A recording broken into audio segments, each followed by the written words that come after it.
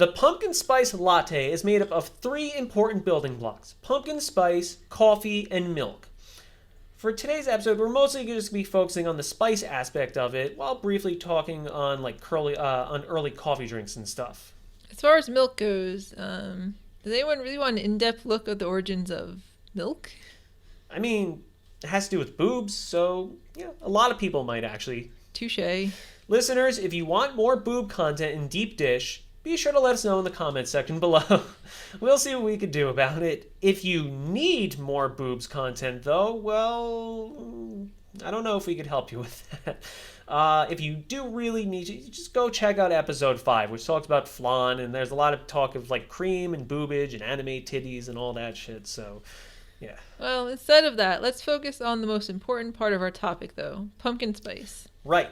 Pumpkin spice is generally comprised of 4 major ingredients: cinnamon, nutmeg, cloves, and ginger. Why these 4? Is there anything special about them? What's their special relation to pumpkins? Did the Pumpkin King himself just descend upon the world and decree, "Let it be known wherever you may be, remember these spices to summon me. Cinnamon, nutmeg, ginger, and cloves, where will I sprout? No one knows."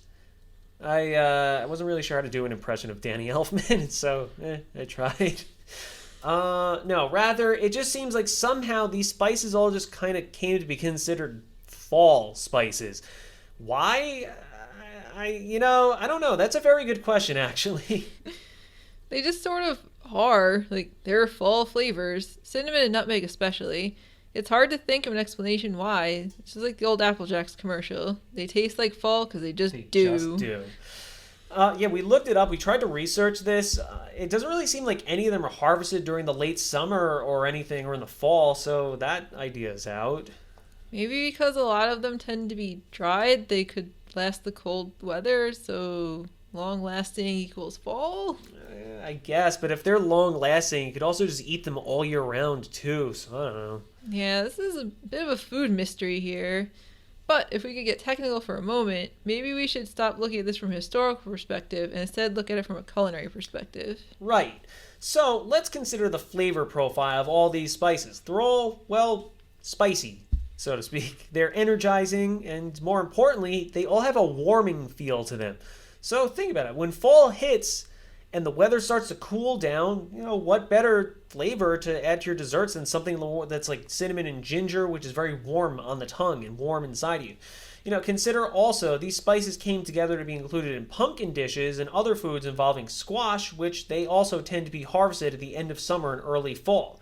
So honestly, that might just be it. You had all these gourds that were getting picked around September, and I mean they're like sweet gourds, not sweet gourds you got, they're sweet tasting gourds. So but yeah, you had all these gourds, and you had to use them in dishes, and people needed to cook around the same time, September, October, when all the temperatures started to take a nosedive. People probably turned to all these warm spices like cinnamon to distract from the fact that the ambient air temperature of their primitive houses were now 46 degrees inside. After a couple centuries of this relationship, it probably just became enough of a tradition that people started to naturally associate cinnamon and other related spices to the fall weather, and that hasn't really changed since. Yeah, I mean, that sounds pretty convincing. I think we actually solved a legit mystery here, on Deep Dish, so good for us. Listeners, if you've got some hot intel you think contradicts this theory, write in and let us know. We'd love to be proven wrong. Well, I mean, actually, we wouldn't love to be proven wrong. I mean, after all, being right just feels so good. The satisfaction, the self-esteem boost, it's great. But yeah, still, if we can get some concrete evidence that says otherwise, we'll stand corrected. But until then, this is just the running theory we're going to go with. So, yeah.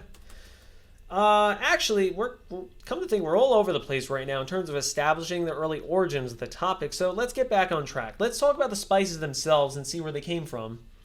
So ginger, nutmeg, cloves, and cinnamon have all been around a long-ass time and have been used in both cuisine and medicine for thousands of years. Yeah, of them, probably the most well-known is cinnamon, I think.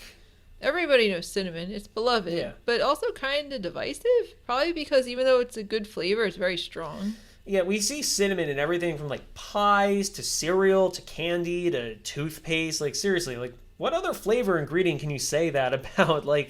unless I'm just like missing something out where there's been like a peanut butter like chocolate flavored toothpaste out there. Like it just seems like one of these like taste profile. Like cinnamon seems like the only one that's like actually able to do that. Well, there's peanut butter flavored toothpaste for dogs. That's true, but is there peanut butter flavored toothpaste for humans? I don't know how I would feel about that. I feel like there's probably bacon flavored toothpaste out there somewhere, so... Yeah, probably. You never Hopefully know. not anymore. I mean, the whole fucking bacon on everything fad lasted. It came and went. It had its head, like, ugh, I'm so glad that's over. Bacon's fine. Like I said, I want to make a t-shirt where I just have, like, a piece of bacon and, like, a piece of chicken and, like, a carrot. And it just says, like, bacon is fine sometimes. And that's... Maybe that'll be new merch for Deep Dish. I don't know, but yeah, in terms of like toothpaste, like flavored cinnamon and stuff, what's up with that? Like, why is it like when it comes to toothpaste and mouthwash, like you have like 3 flavors, like mint, cinnamon, and like maybe berry flavor? Like, where the hell is like ginger toothpaste or lemon lime? Ooh, or cantaloupe. That would be refreshing. You know what? Actually, that reminds me. When I was a stupid kid, I went through this phase where I would just eat like, or I was like, I had Wimpy like training Babby's First toothpaste, and it was like bright pink and like berry flavored. I just like ate it like some sort of like berry flavored goo treat. It's actually kind of gross to think about. Ugh. I feel like that backfires. Like, you're not supposed to eat toothpaste. Like, I know they want it to taste good so kids brush their teeth, but you shouldn't also teach them, be like, hey, this is tasty, you should eat it. Well, as I mentioned, I also was a fucking moron as a kid, so you know they probably weren't accounting for that. Yeah, is it just me also? Is like, speaking of cinnamon, I feel like cinnamon, outside of like toothpaste, I feel like it's the secret ingredient to like every dish where somebody's like, shh, there's a secret ingredient. Can you guess what it is? It's always cinnamon. What's up with that? Like, your uncle's top secret dry rub for his baby back ribs? Secret ingredient was cinnamon this whole time. Your friend brought over some freshly baked scones with a nice subtle aftertaste thrown in them. You can't tell what it is? It's cinnamon. Smoking crack in the alley behind the adult theater, and it's got a fresh little zing to it at the end? Cinnamon. It's always cinnamon. Cinnamon itself is actually made from the bark of cinnamon trees, which makes sense when you think about what it looks like when it's sold whole instead of ground up. Like, cinnamon sticks are basically just curled up skin of a big old tree. Fun fact. So, yeah, cinnamon is just made of dried out plant bark. But what's kind of neat that you might not know is, like, how it's harvested. See, cinnamon bark is made from, like, the inner bark of the tree. So, unfortunately, to, like, pick cinnamon and get it, they need to just cut down the whole tree and harvest the whole thing. I thought you said this was a fun fact. Trees dying isn't fun. No. Like, I know, but bear with me for a sec. See, they have to cut the whole tree down, but through some sort of, like, weird magic or sorcery or whatever the hell, like, new trees just sprout up directly from the chopped down stump. And this gets repeated over and over, and it can work for generations, apparently. So, like, even though the tree gets chopped down, it regenerates, like, some sort of, like, big, spicy plant starfish. Okay, fair enough. That is a fun fact and not sad like it originally seemed. Yeah, the cinnamon trees that we use that are harvested are they're native to Asia, specifically in Sri Lanka. And there's actually written documentation of it in China going back as far as the year 2800 BC. So from Asia, it was imported into Egypt around 2000 BC when apparently some Pharisee one day was just like, you know, those Chinese guys have been using it for food and medicine for centuries. Maybe we should try pouring it all over our dead kings so they smell real nice in the afterlife. Maybe get some nice undead ass to keep them company after they're dead. But yeah, for real, Egyptians used it as an important part of the embalming process when mummifying their dead. I'm not quite sure if it actually did much in terms of embalming or if it just helped mask the smell of a corpse slowly decaying in one of the hottest places on the planet. But couldn't hurt, right? Yeah, on the topic of mummies, can I just say, mummies are dumb. Mummies are fucking stupid. Like, they're the dumbest of all the Halloween monsters. Like, ooh, I'm a dead guy covered in bandage gauze, making it real difficult for me to get around. Ooh. Like, I know the point of mummies, they can, like, place, like, a spooky curse on you, but, like, I don't know. Like, generally, we don't think of that. We just think of mummies as, like, you know, the spooky cartoon monster. Like, we don't think of, like, the big bad, like, mega mummies, like Imhotep and shit. Like, the ones that look like a regular dude, but they have, like, special powers and stuff. Like, you always just think of, like, the big, dumb toilet paper doofuses that, like, don't accomplish anything outside of, like, stumbling around and going, ugh. There are way better monsters out there. But that said, mummies don't feel like you need to come prove us wrong or anything. Like... Yeah, we're not mummy shaming, so let's not get antsy there. Anyway, going back, the next up in the pumpkin spice quad is ginger spice. So, Ginger Spice is an English singer, songwriter, author, and actress and philanthropist who rose to prominence in the 1990s in the pop music group known as the Spice Girls, which have sold over 85 million records worldwide. Ginger Spice is also a sweet, spicy root vegetable in the family Zingiberaceae, which includes turmeric, galangal, and cardamom. I like that the scientific name includes the word zing. Like, the scientists knew what they were doing. They did, like, wow, this Asian root thing is really cool and it tastes great. What should we call it? How about dirt rootivium? Try again. Well, it's tasty, though. It really gives food a zing. Ooh, Zingiberaceae. There it is. Ginger is actually the oldest of all these spices, having been domesticated over 5,000 years ago. Also, interestingly, ginger is what's known as a cultigen. That is, it doesn't exist in the wild. It never has. It's like the labradoodle of plants. Its earliest origins are actually traced to Southeast Asia, where predecessors to ginger were adopted and farmed by the Austronesians, who are made up of like Southern Asians and Pacific Islanders. They selectively bred these early forms to create the more modern version that we know today. Around 3,000 years ago, these early Austronesians introduced ginger to India, who was probably fucking delighted, since as we covered in the chicken tikka episode, Indians love using ginger in so many of their curries. From India, it made its way further west, and around 100 AD, it was brought to the Middle East, where we Europeans were finally able to get our hands on it.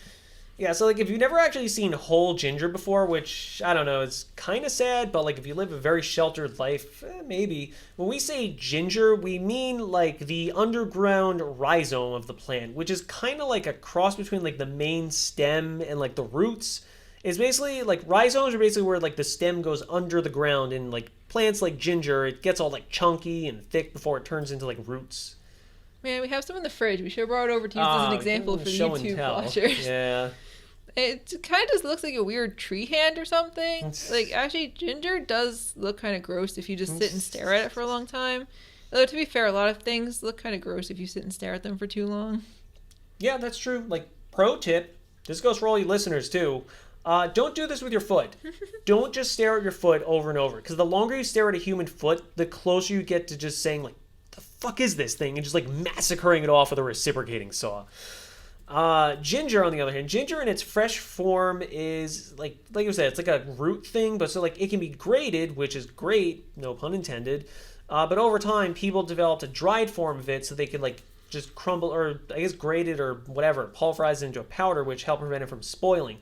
The ginger powder that we're speaking of, that's what we see mostly today with like baked goods, and wait for it, pumpkin spice. I just gotta point out, when we were researching this, we found out that one of Google's suggested questions for ginger was, is ginger poisonous? Who the fuck asks that question? It's a food. It's literally food. It's been used in cuisine around the world for centuries, and enough people weren't quite sure whether this qualifies it as non-poisonous. What's even funnier is that Google's automated response it pulled from was WebMD, which states ginger is considered likely safe when taken by mouth. I should hope it's considered likely safe when taken by mouth, considering that's what how we eat it. Also, though, what ways is it not safe? Like, what are you doing with your ginger? Where are you putting it? Anally? I don't know what people are doing. Yeah, that got me genuinely curious though. Like I did some other Google suggestions for ginger, and we got some gems in there. So like we got how does ginger taste and how does ginger look, which are like there really people that don't know what ginger tastes like. That's kind of sad. Just ginger ale, but a little less sweet. Yeah, a little spicier. Like we also had what does ginger do? Like I like this one. What does ginger do? Like I like as it just sounds like someone's just like genuinely annoyed at ginger as a concept. Like yeah, ginger. Like, what do you even, like, do? You got a job or something? Speaking of that, there was also, what does Ginger Billy do for a living? Who the hell's Ginger Billy? I had to look it up here, and apparently, Ginger Billy, according to his YouTube, he's a man, according to his YouTube, he is just an old country boy living in the backwoods and the nicest double wide you ever did see. So, looks like he's a YouTuber. Although Google says he's a hip-hop musician. Also in the image previews, there was just like legitimately not one picture of him wearing a shirt, which checks out. Yeah, no. Anyway, with ginger down, that leaves 2 more spices, cloves and nutmeg. So, raise your hand if you have no fucking clue what a clove actually was. That's me. So, admittedly, like, I wasn't really sure about it until I gave it some thought. Like, I've cooked with cloves dozens of times, like, maybe even hundreds of times over, like, my whole life, but I never really paused for thought to, like, think, like, what the hell a clove actually is. Like, it kind of just looks like, I don't know, like a broken piece of an action figure or like a transformer or something. It does look like a broken piece of an action figure. But like it's just like a little brown thing that's like spindly. Whatever. Most of the spices that we cover today, they're like made from like dried fruit or like roots. But like cloves, meanwhile, they're a dried up flower bud from the clove tree. Clove trees are actually evergreens that get really big. Like they grow to be like 40 feet tall. Though they're not evergreens in the same vein as like pine trees. So unfortunately, as thematically appropriate as it would be to have this nice winter spice growing on a big old Christmas tree, rather they just look like a big leafy tree, no needles. It's kind of like a rhododendron, if you've ever seen one of those. The leaves stay on year round and are kind of thick and rugged compared to deciduous trees like oaks and maples. You ever think like evergreens ever talk shit to like maple trees and like deciduous trees that lose their leaves? They're just like, oh, hey there, Maple. Didn't recognize you there with all those bare, empty branches that you got. Must suck to have a bunch of wimpy pussy leaves that just fall off every November. No, I don't mean any offense. Just, seems kind of messed up to just drop everything and go to sleep for like 5 months. Not me. I got shit to do. You do you, I guess. But seriously, bro, you look ridiculous. As mentioned, the flower buds of cloves are picked and dried. They have a spicy, pungent, earthy flavor, which lends them well to being used in both sweet and savory foods. Like all the spices we're talking about today, the dried whole version is then ground down to make a powder, which is then easily used in baking. Yeah, the history of cloves actually goes back to 1700 BC, where they were first grown on the Maluku Islands of Indonesia. Man, what is it with Asia just having, like, all the good spices? Like, it's no wonder, like, all Asian cuisine just blows Western food out of the fucking water. Like, they've had access to all these great spices for, like, millennia. Meanwhile, like, Europeans were just dinking around with, like, potatoes and cheese the whole time. I mean, don't get me wrong, potatoes and cheese are, like, just great. But I would drop them like a baby on a hardwood floor just to get my hands on some curry. But yeah, it's a running theme here, but cloves were traded to India, who then brought it to Africa and the Middle East. Interestingly, cloves were actually grown exclusively on their homeland, the Maluku Islands, up until just a few years ago, or a few hundred years ago. Globalization, folks. A few hundred years ago. But there's even actually like a single tree on the Maluku Islands that's estimated to be 400 years old. Like, they even named it. It's called Afo. Name is okay, I guess, for a 4-century-old tree. Like, it could be better. Like, I feel like we've survived on this planet for 400 years. You should have a cooler name than just Afo. But, hey, I've only been around for like a third of a century, so, like, I'm not in a place to judge. According to some sources we found, no one really knows why it's called Afo, or if Afo has, like, a meaning or a name. The natives just know that it's been there for, like, centuries, and that's its name, Afo. So, yeah. And last but not least, there's nutmeg. Nutmeg is similar to cloves in that I feel like most people are probably more familiar with it in its powdered form rather than the whole form. And surprisingly, nutmeg is not a nickname I've ever had. Damn it. We'll work on that. Nutmeg, again, like cloves, it grows on an evergreen tree native to Indonesia. Are we sure these things aren't just like the same friggin' thing, actually? Nutmeg is actually like a big fat seed inside of an actual nutmeg fruit, which you don't really see much culinary usage of it outside of Asia. Nutmeg became popularized in general for the seed inside specifically, so we don't really see the fruits in like America and like Europe and stuff. It's a shame though, because from what I read, they're like supposedly very tasty and they're supposed to have like a zesty, gingery flavor. Maybe those Indonesian people are just keeping all the fruit for themselves, like, haha, those jackasses think you can only eat the seeds. On the topic of nutmeg seeds, they're actually horrifying.